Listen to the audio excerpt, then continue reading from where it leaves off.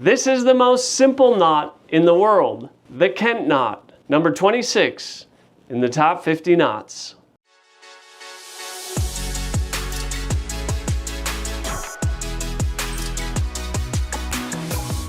Throw our cherry cane necktie over your neck with the blade longer than the tail.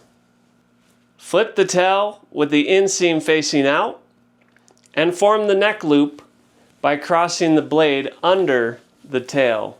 Form the front loop by crossing the blade in front of the tail, and then finish the knot by going up through the neck loop and then down through the tail.